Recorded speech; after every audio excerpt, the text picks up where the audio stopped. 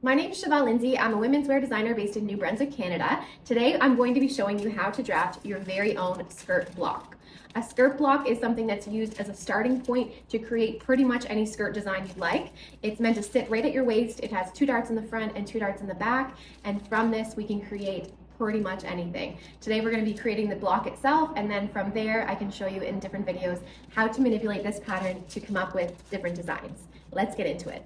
For this, you're going to need your basic skirt block instructions and measurement calculations.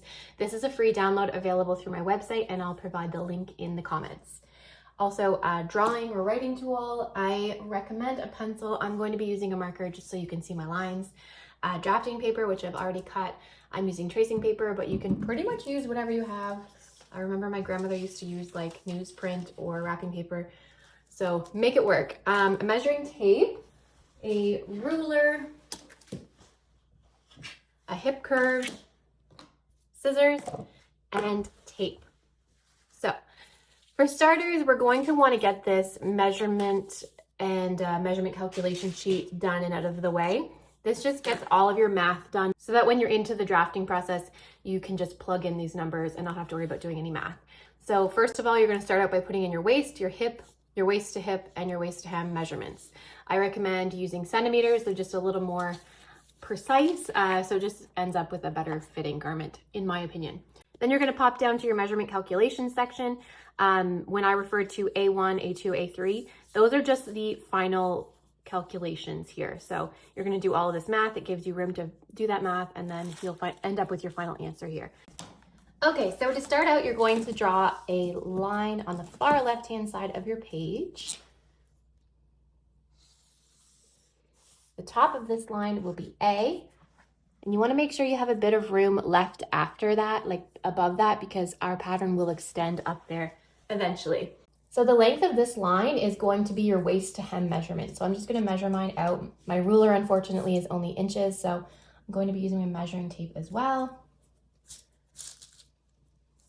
So mine is 55 centimeters, so this line is 55 centimeters. Next step is you're going to create a perpendicular line at the top of your page coming out from A. The length of this measurement is going to be the answer that you came up with for A1. So for me, that is also 55 centimeters. So I'll measure out to 55 centimeters, and I'm going to label that C.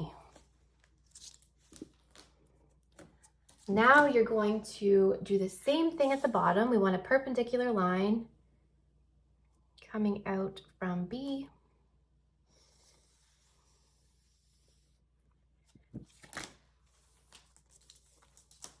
And you can measure to confirm that this is the same, or you could just square up, but I like to double check just to make sure, because sometimes the lines can get a little wonky.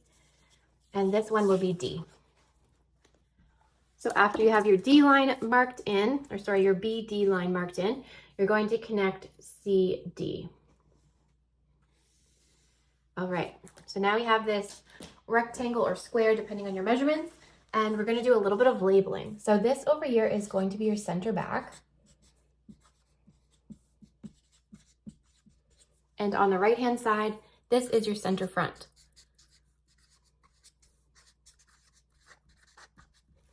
Our bottom line is the hem.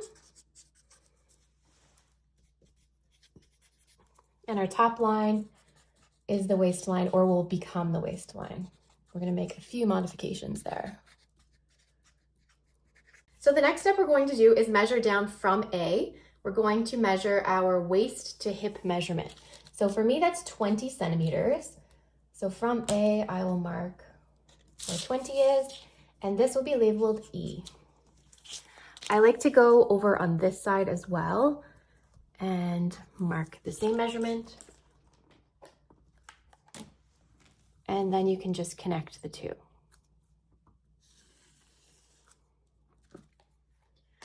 So this line will be labeled hip line.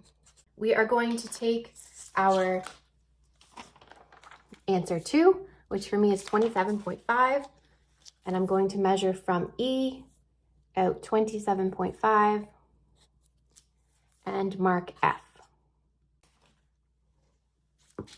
After you have F on there, you want to make a perpendicular line that goes up to your waistline and down to your hemline. Just like that.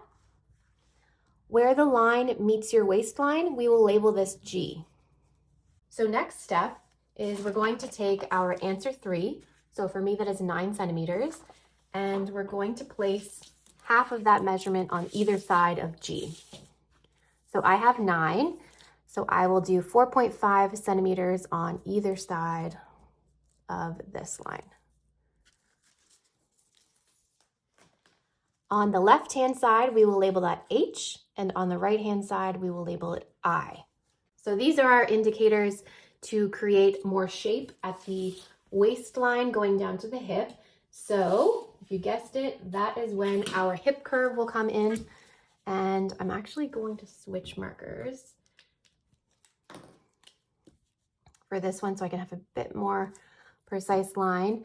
So we're going to do a gentle curve here, and yours might look a little bit different than mine based on what your waist to hip ratio is. So it could be a little more steep of a curve, or it could be a little more subtle of a curve. So now we have our waist curving into hip. What we need to do now is actually extend up on the waistline here.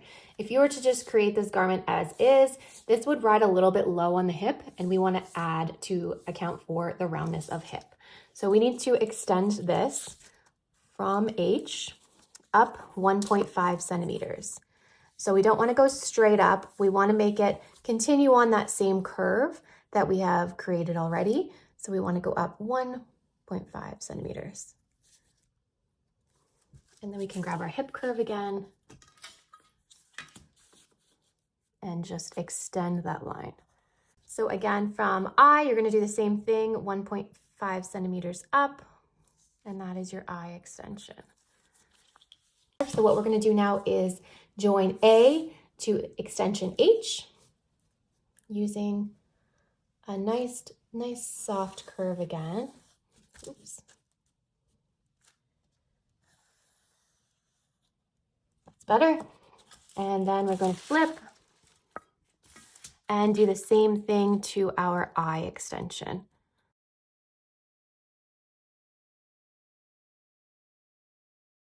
The next step is creating our waist darts. So in our basic block, we have 2 waist darts in the front and 2 waist darts in the back.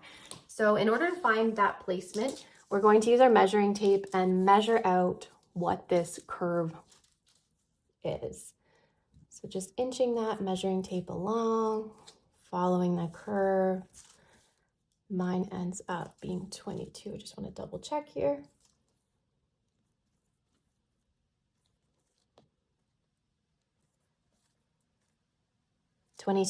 So the center of that, we want to divide that by 2. So my measurement again was 22 divided by 2 is 11. So I'm just going to make a little mark at 11. And then I'm going to measure out what it is on the front piece and then mark your center. So you have the centers drawn in for both your front and your back. Now the width of our waist dart is 3 centimeters. So what we're going to do is mark in 1.5 centimeters on each side.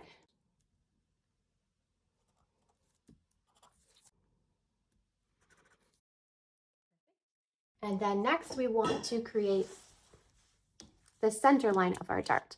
Now the center line will not be parallel with your center front or center back. You actually want it perpendicular with your waistline. So it will have a bit of an angle to it. So notice how I'm lining up my ruler with the waistline and then just creating an extension here. And the length is 14 centimeters. So let's just measure in 14 and create a dot. Same with the back side of our pattern. Now what we're going to do is create the arms of the dart, or legs. Some people call them dart arms, some people call them dart legs.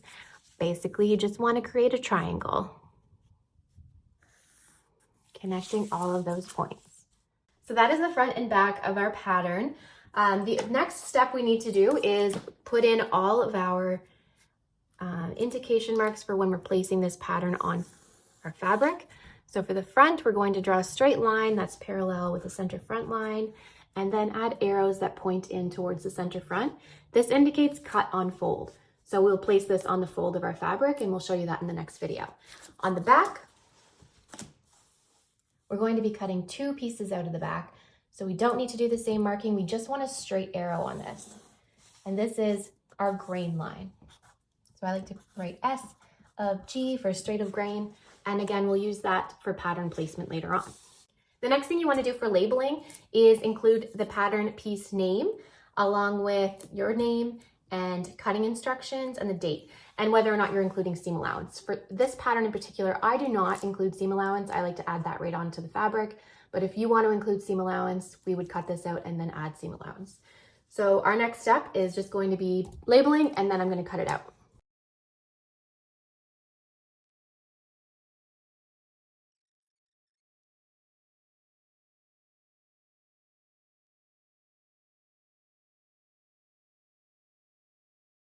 Okay, so I've now cut everything out except for the top portion, and that's because there's one more step we need to do with our darts.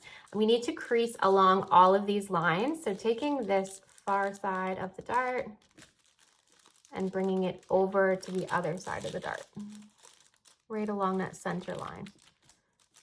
And this is just to confirm that our waistline is going to meet up in the center. So you want to do that cut while the paper is folded.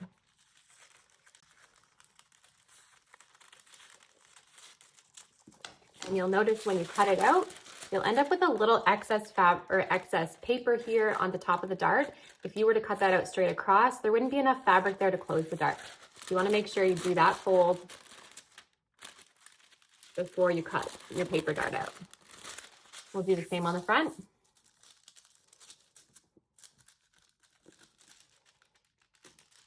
So your pattern is now done, and then we'll move on to the mock-up. So for the mock-up, you're going to need about 1 meter of muslin or unbleached cotton, and we will use that and head into our mock-up in the next video.